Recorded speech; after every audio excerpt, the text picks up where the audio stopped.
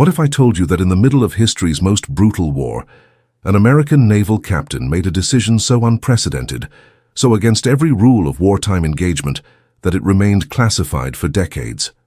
Not because it was savage, but because it was too merciful. June 4th, 1944. The Atlantic Ocean, 150 miles west of Cape Blanco, Africa. 58 German submariners are clawing their way to the surface through cold, unforgiving Atlantic waters. Their U-boat is dying beneath them, taking on water crippled beyond repair. Hands trembling, they raise them in surrender. Every single one of them knows what's coming next. They're floating in enemy waters, surrounded by American warships whose guns are trained directly on them. And they're absolutely certain they're about to die. These aren't just any sailors, they're U-boat men, the wolves of the Atlantic. For years, Allied propaganda has painted them as the most ruthless killers in the war, and they know exactly what Allied forces do to U-boat crews they find in the water. The same thing German U-boats do to Allied survivors. Nothing. You let them drown. They've just become the first enemy naval crew captured on the high seas by the US Navy since the War of 1812. 132 years. But what happens in the next few hours will shock these battle-hardened German veterans to their core, change the course of naval warfare forever, and create one of World War II's most extraordinary, untold stories. This isn't the sanitized version you learned in school. This is what really happened. And by the end, you'll understand why one German officer, a man who expected to be executed that morning, later said this moment restored his faith in humanity, even in the darkest depths of total war. But before we get there, you need to understand what a U-boat meant in 1944, because without that context, you can't possibly grasp how impossible what's about to happen truly was. The German submarine U-505 had been a ghost in the Atlantic for over 2 years, a predator that struck without warning and vanished without a trace. Every ship she sent to the bottom wasn't just a military loss, it was dozens of personal tragedies. Think about what was on those vessels. Letters from soldiers to their wives back home, never to be delivered. Photographs of children who would grow up without fathers. Medicine desperately needed for field hospitals. Food for starving populations in newly liberated territories. When a U-boat struck, it wasn't abstract military strategy. It was intimate, personal devastation multiplied across countless families who would receive those dreaded telegrams. By 1944, submarine warfare had descended into something beyond brutal. It had become savage in ways that would have been unthinkable just years earlier. The gentlemanly traditions of naval warfare, the old codes about rescuing survivors and treating prisoners with dignity, had been abandoned by both sides. German U-boats operated under explicit orders to sink anything flying an Allied flag, often without warning, leaving survivors to their fate in the freezing Atlantic. Allied forces had responded in kind with a policy of destroying U-boats on sight and rarely bothering to rescue survivors. If you found enemy submariners in the water, you had two choices: machine gun them or leave them to drown. Those were the rules everyone followed. Both sides had abandoned honor. Both sides had embraced total war. Mercy was a luxury nobody could afford anymore, or so everyone believed. It's in this context of mutual hatred and brutality that our story truly begins. Because the man who would shatter all these rules, who would risk his career and possibly his life to do something that seemed insane, was about to make a decision that nobody saw coming. Captain Daniel Vincent Gallery was not your typical naval officer. Born and raised in a working-class Irish neighborhood on Chicago's West Side, Gallery had grown up in a world where your word meant everything, and treating people right mattered more than following arbitrary rules. His father had been a Chicago firefighter, a man who ran into burning buildings when everyone else was running out. That kind of courage, that willingness to do what was right even when it was dangerous, was in Gallery's blood. By 1943, Gallery commanded Task Group 22.3, a hunter-killer group consisting of the escort carrier USS Guadalcanal and 5 destroyer escorts. Their mission was straightforward: hunt U-boats in the Atlantic and send them to the bottom. Gallery was good at his job, exceptionally good, but he was also obsessed with what his superiors considered an impossible, even insane idea. Gallery didn't just want to sink U-boats. He wanted to capture one, intact, with its crew, its codes, its secrets. He wanted to do something that hadn't been done since the War of 1812, something that most naval officers considered a fantasy. Capture an enemy warship on the high seas. His superiors thought he'd lost his mind. U-boats were designed to sink quickly when damaged. German crews had strict, non-negotiable orders to scuttle their boats rather than let them fall into enemy hands. They were trained to open valves, set charges, and send their submarines to the ocean floor within seconds if capture seemed imminent.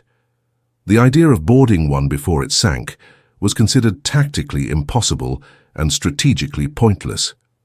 Why risk American lives trying to board a sinking submarine when you could just blow it out of the water from a safe distance? But Gallery was stubborn.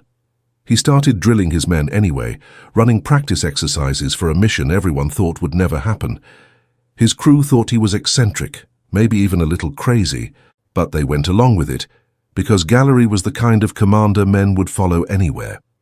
What Gallery couldn't have imagined, what he couldn't possibly have known, as he drilled his skeptical crews through boarding procedures for a submarine they'd probably never encounter, was that in less than 8 months he'd be staring at 58 terrified German sailors floating in the Atlantic. And the decision he made in that moment, the choice he made when every rule, every precedent, every wartime protocol told him to do something else, would be discussed and debated for the next 80 years. But Gallery wasn't the only one whose life was about to change forever.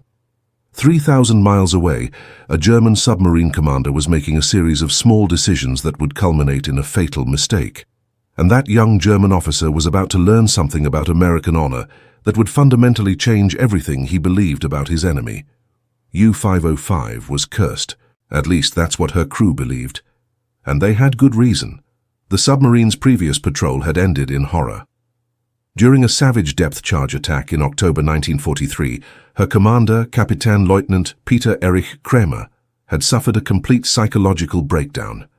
The relentless pounding of depth charges, the knowledge that any second could be their last, the screaming of metal as the submarine's hull buckled under pressure, it had all become too much. In front of his entire crew in the cramped confines of the control room, Kramer had drawn his service pistol, placed it against his head, and pulled the trigger rather than face the possibility of capture. The traumatic incident had shattered crew morale in ways that went beyond the immediate horror. These men were trapped in a steel tube hundreds of feet underwater, and their commander had chosen death over continuing the mission. The psychological damage was profound. Superstition spread through the crew like a contagion. The boat was cursed. Death followed U-505. Every patrol would be their last. The new commander, Oberleutnant zur See Harald Lange, faced an impossible situation. At 40 years old, he was one of the oldest U-boat commanders in the Kriegsmarine. Most U-boat captains were in their 20s, young men with quick reflexes and aggressive instincts. Lange was experienced, careful and deeply aware of the burden he carried. He was trying to command a crew that believed their submarine was doomed, men who flinched at every sound and saw death in every shadow. By June 4, 1944, U-505 had been at sea for 2 months.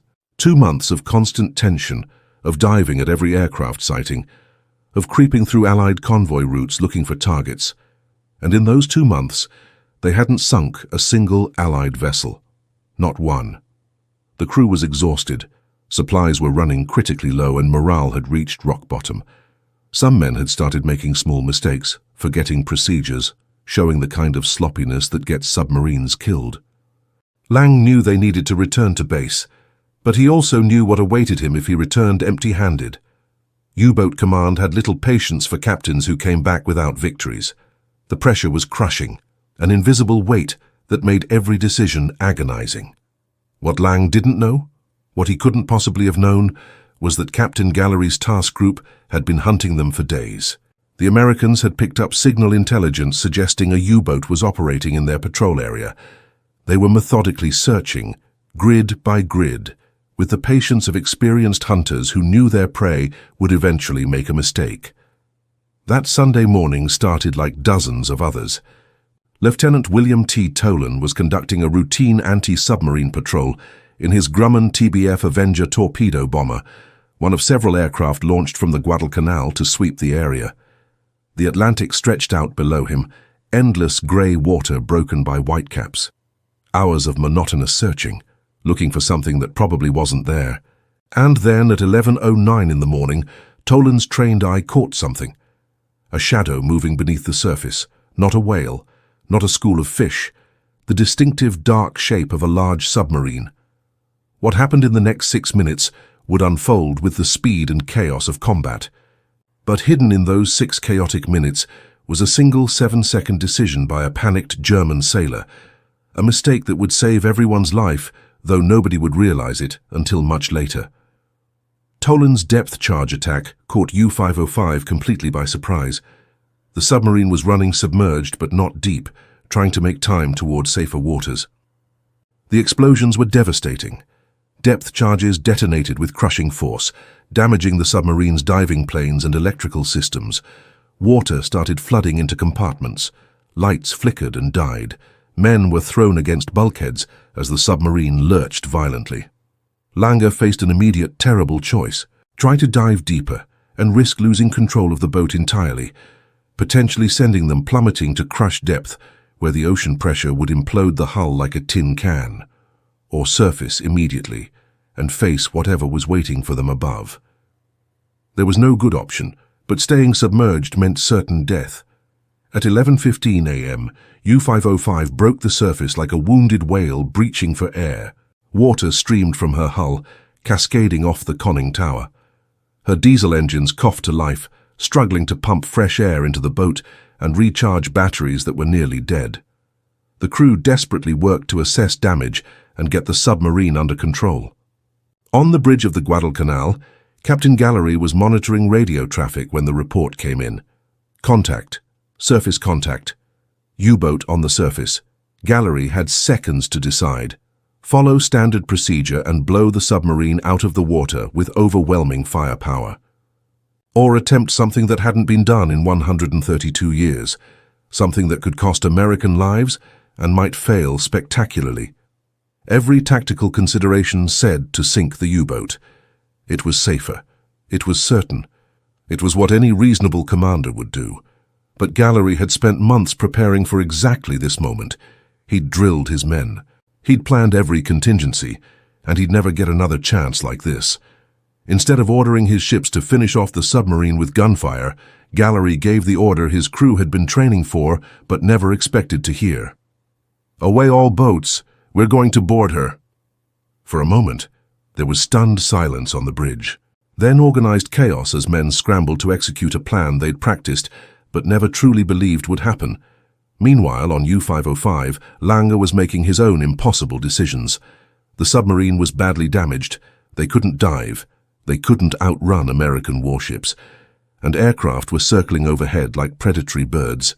He could see American destroyers closing in, cutting off any escape route. Langer gave the order every U-boat commander dreaded: abandon ship, set the scuttling charges, send the boat to the bottom before the Americans could capture her. German sailors poured out of U-505's conning tower, emerging into bright sunlight after weeks in the submarine's dark interior. Some were wounded from the depth charge attack. Others were simply terrified.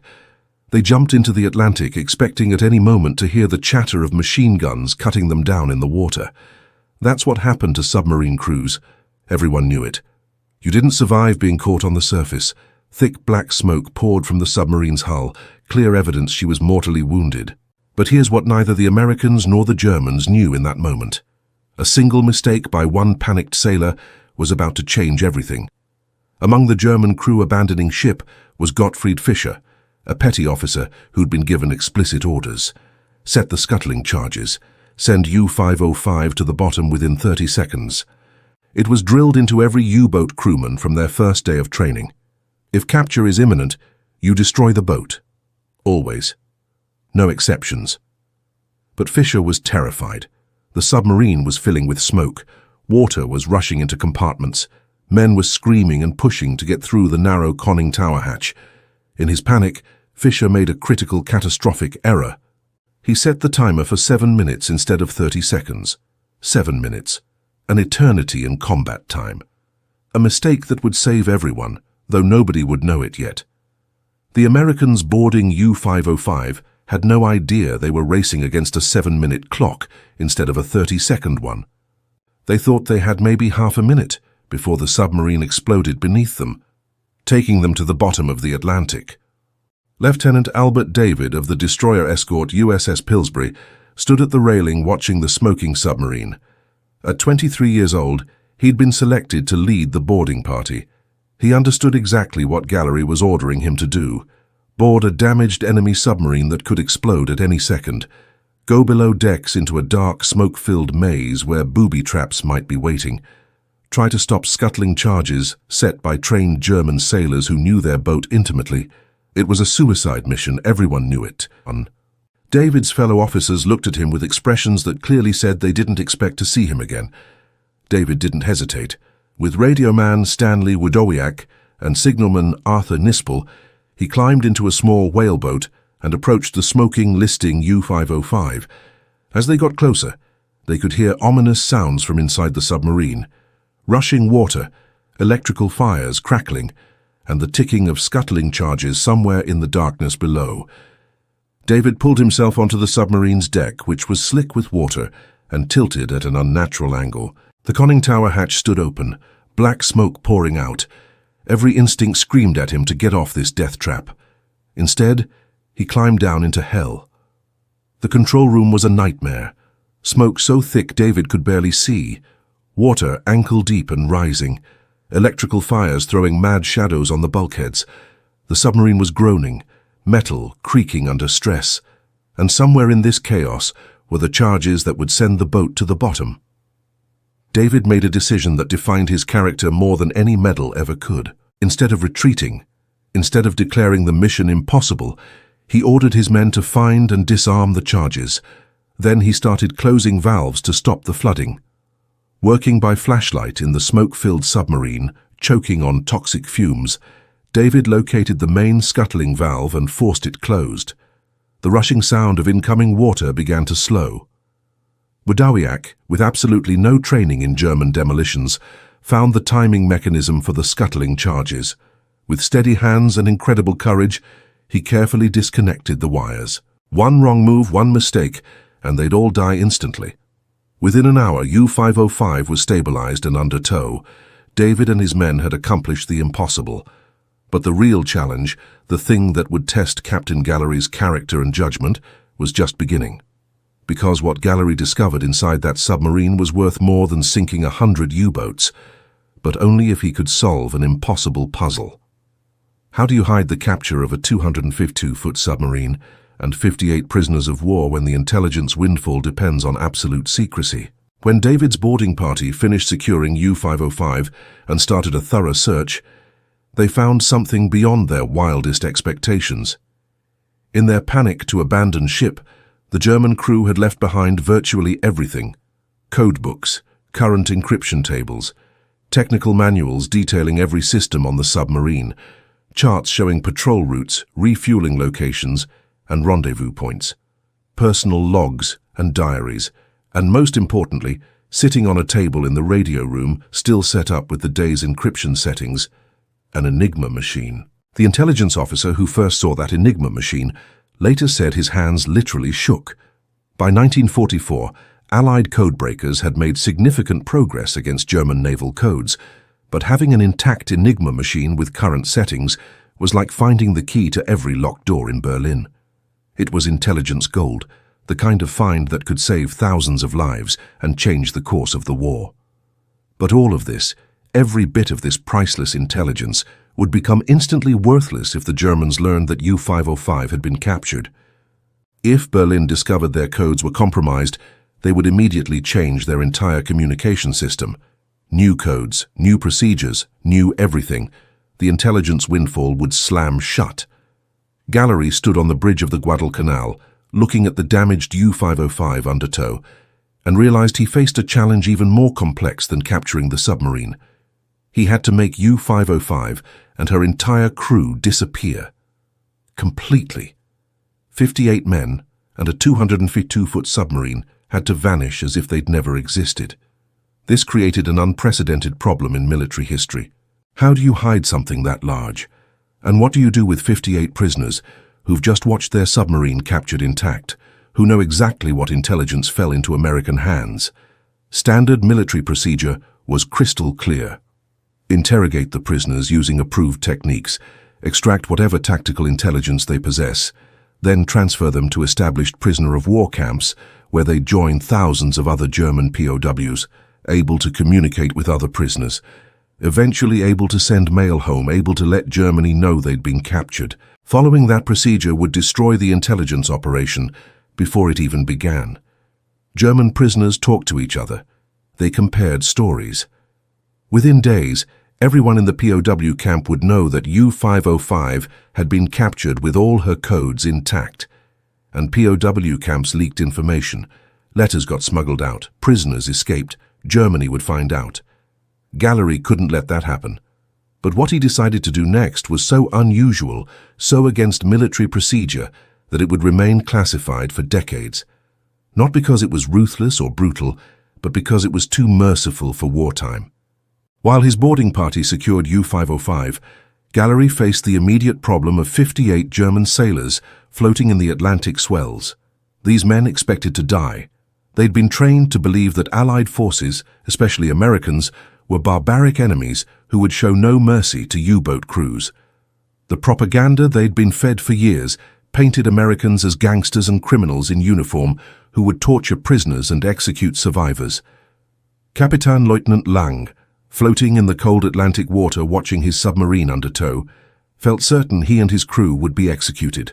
He later wrote that he spent those minutes thinking about his family, hoping they would never learn the details of how he died. Other crew members were praying, some silently, some aloud. A few were simply numb with shock and terror. Then American boats approached to rescue the survivors, and something unprecedented happened. Instead of rough handling, instead of immediate brutal interrogation, instead of the violence they'd been trained to expect, the German sailors were pulled aboard American vessels and immediately given medical attention. Wounded men were rushed to the ship's doctors. Men suffering from shock were wrapped in blankets and given hot coffee. Sailors who'd been in the water were provided with dry clothes. The Germans couldn't understand what was happening. This wasn't what they'd been told to expect. Where was the brutality? Where were the harsh interrogators? Why were American sailors treating them like humans instead of enemies? Gallery had made a decision that went against decades of naval warfare precedent and every propaganda narrative both sides had constructed. He would treat the German prisoners not as defeated enemies, not as war criminals, but as fellow sailors who had fought honorably and now deserved respect and dignity. This wasn't sentimentality on Gallery's part.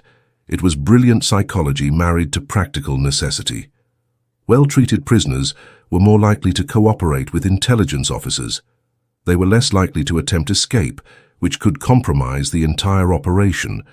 They were more likely to maintain the absolute secrecy the intelligence windfall required. And perhaps most importantly, professional treatment of professional sailors aligned with Gallery's personal code of honor. The values he'd learned growing up in Chicago is Irish neighborhoods where how you treated people defined who you were. When Langer was brought aboard the USS Guadalcanal, wet, exhausted and expecting the worst, he found himself treated with what he later described as completely unexpected American courtesy. A junior officer escorted him below decks, not to a cell but to a small cabin. He was given dry clothes, hot food, and time to recover from the shock of capture. Later that day, Gallery personally met with Lang and the other senior German officers. The conversation was formal but respectful. Gallery explained the situation in clear terms. Their submarine had been legitimately captured in combat. They were now prisoners of war. But they would be treated according to military honor and the Geneva Conventions. Their men would not be harmed. They would receive proper food, medical care, and living conditions. Then Gallery explained something that Langer initially struggled to comprehend. Due to intelligence requirements, the U-505 crew would need to be kept separate from other German prisoners. Completely separate. They would not be going to standard POW camps. They would not be able to communicate with other prisoners. For the foreseeable future, they would essentially disappear. What Gallery didn't tell them was that foreseeable future meant the remainder of the war. Possibly years. The U-505 crew would become ghost prisoners, men who officially didn't exist. Lange had a choice to make. He could refuse to cooperate, could order his men to resist, could try to find ways to communicate with Germany about the capture, or he could accept Gallery's terms and trust that this American captain would keep his word about honorable treatment. Lange chose to trust. It was perhaps the most difficult decision of his life, but something about Gallery's direct manner, about the way American sailors had treated his men, suggested that cooperation might be the honorable path. The real test wasn't capturing the submarine or even securing the prisoners. The real test was what came next.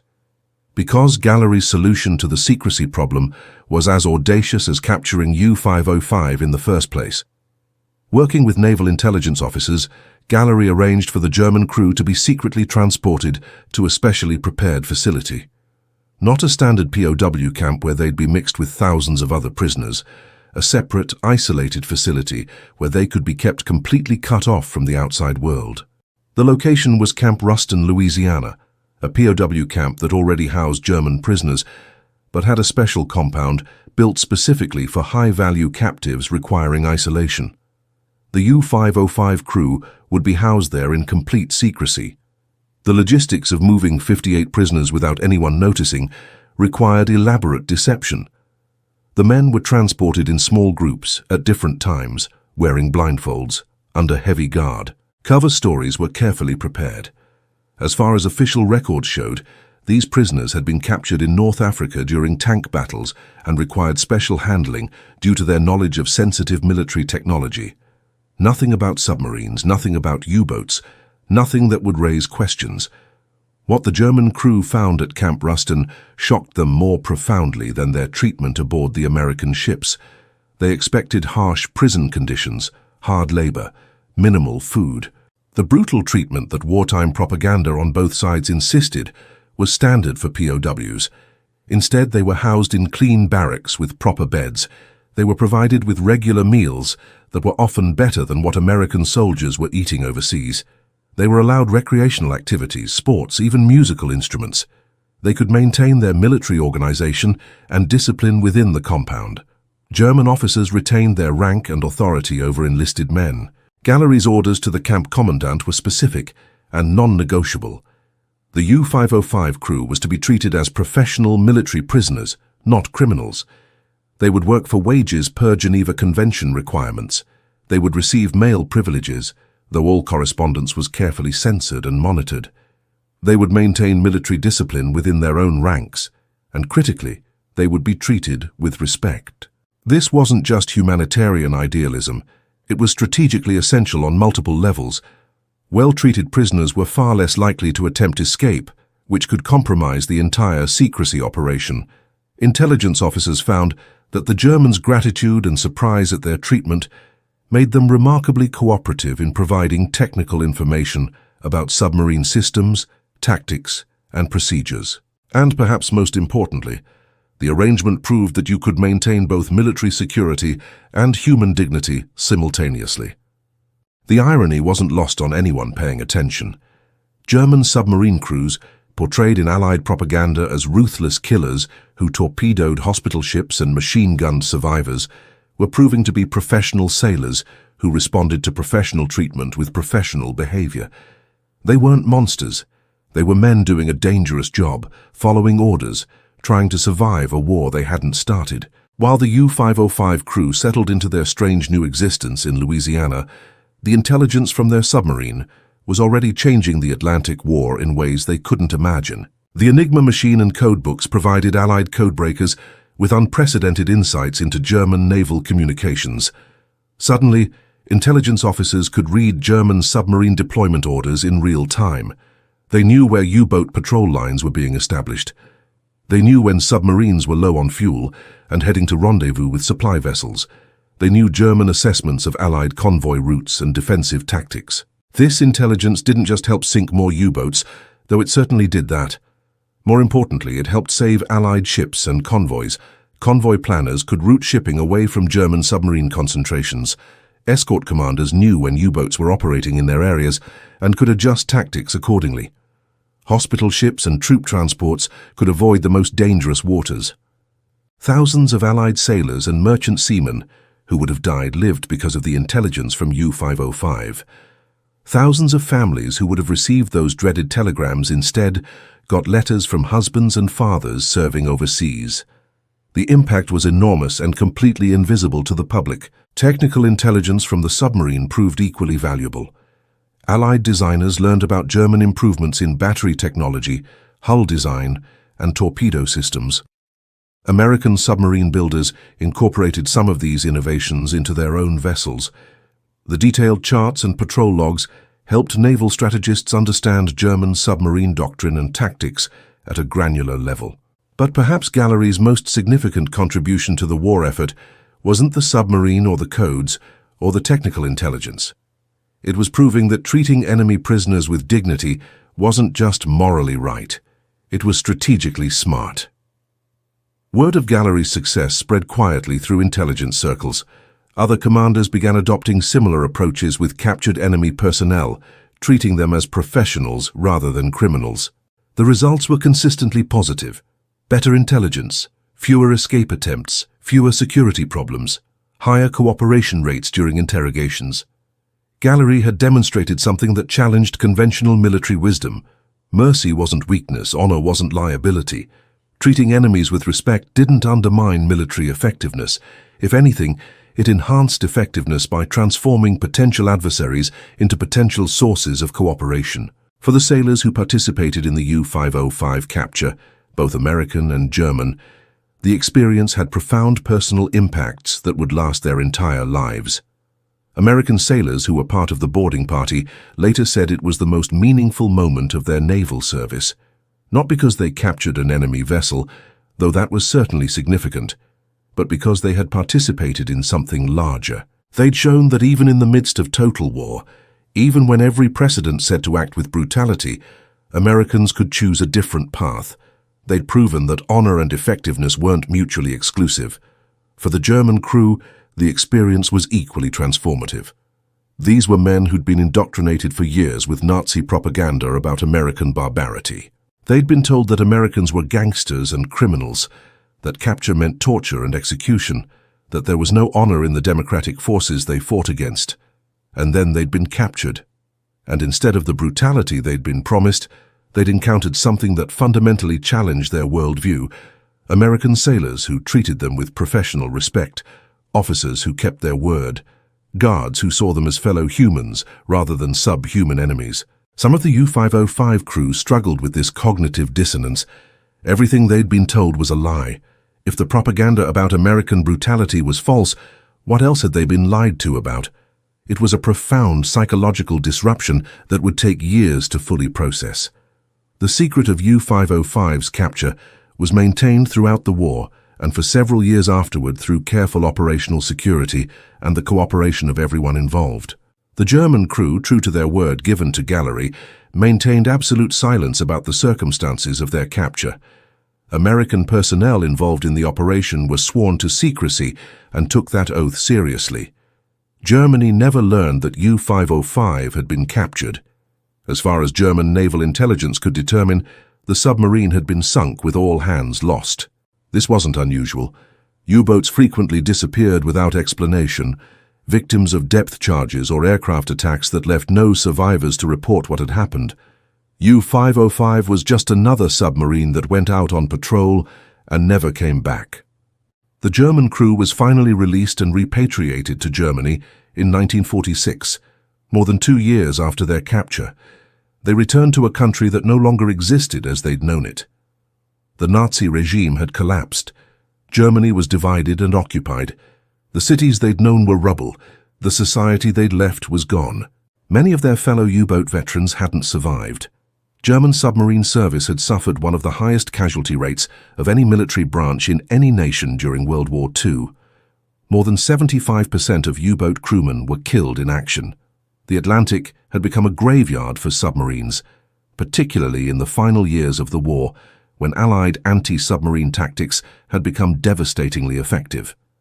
The U-505 crew had survived because of Gallery's decision, because of a 7-second mistake by a panicked sailor, because of a series of choices that could easily have gone differently. When the former prisoners returned to Germany and began sharing their stories of capture and imprisonment, they initially met with skepticism from other German veterans.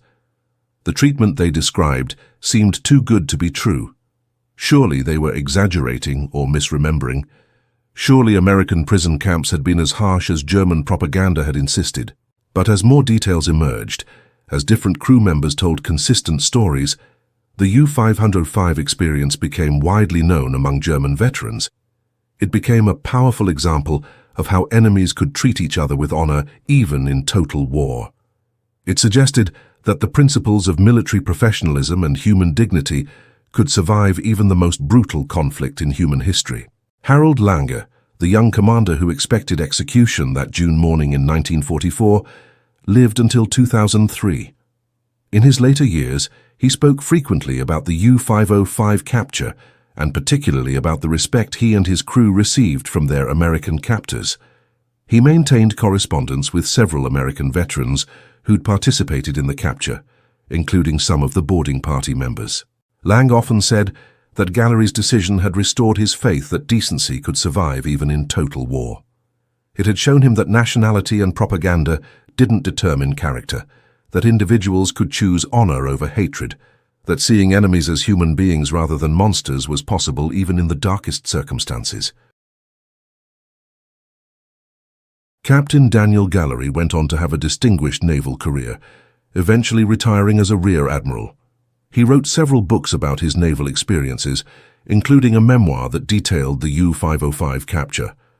But he always emphasized that the capture wasn't just about him or the tactical success.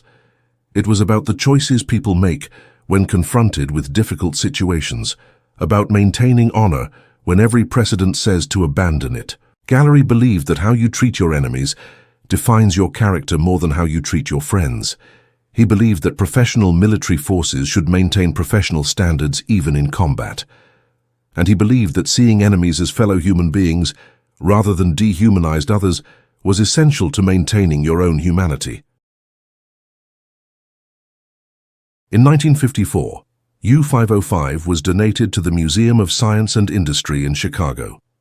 Moving a 252-foot submarine from the Atlantic coast to Chicago was an engineering challenge that required extraordinary effort. The submarine was towed through the St. Lawrence Seaway, then moved overland to the museum where it remains today as one of the most popular exhibits. The museum dedication ceremony included both American veterans who'd participated in the capture and German veterans who'd served aboard U-505. Former enemies stood together, shook hands, shared memories, and reflected on a moment in history when honor had triumphed over hatred. One of the most remarkable moments came when German U-boat veterans who had immigrated to America volunteered to help preserve and maintain U-505.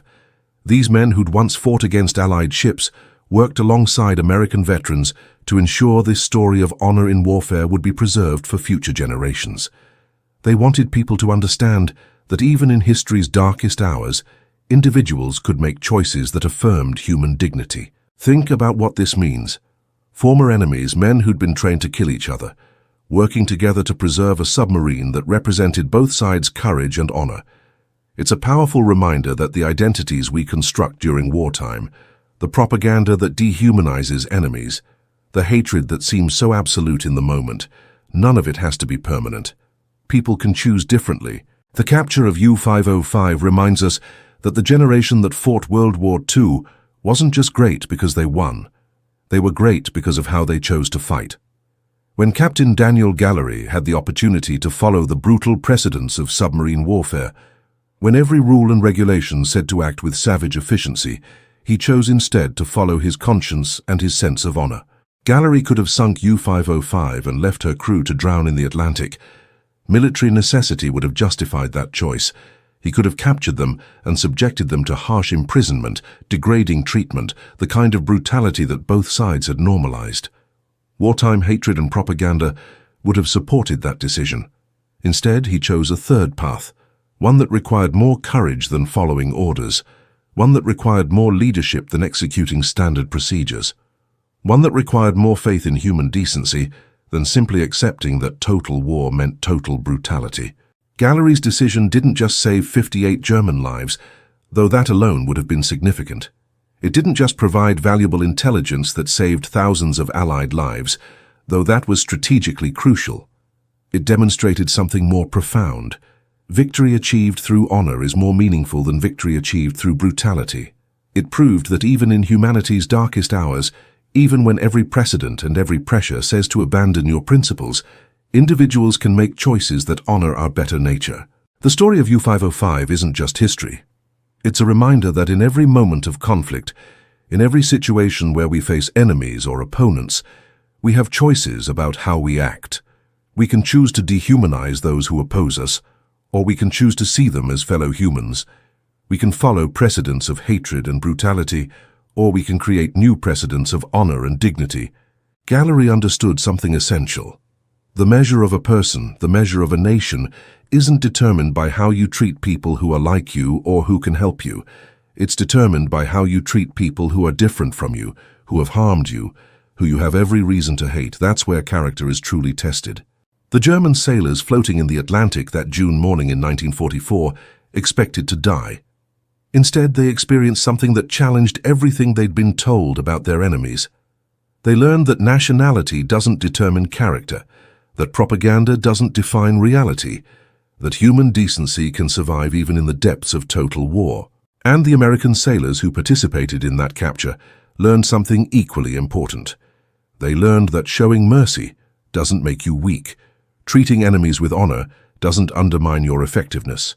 Maintaining your principles in difficult circumstances doesn't guarantee you'll lose. Sometimes, often, doing the right thing is also doing the smart thing. This story matters because it reminds us that the capacity for decency isn't limited to any particular nation or generation or circumstance. It lives wherever people choose to see their enemies not as monsters to be destroyed, but as fellow human beings deserving of dignity.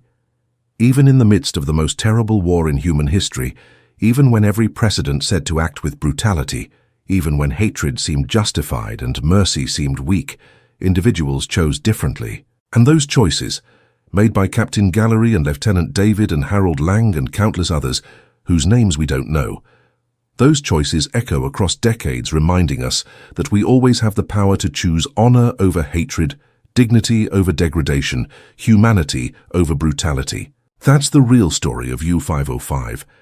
Not just the tactical success of capturing an enemy submarine, not just the intelligence windfall that saved thousands of lives, but the profound truth that even in our darkest moments, we can choose to be better than our circumstances demand. We can choose to honor the humanity in our enemies. We can choose to prove that decency is stronger than hatred.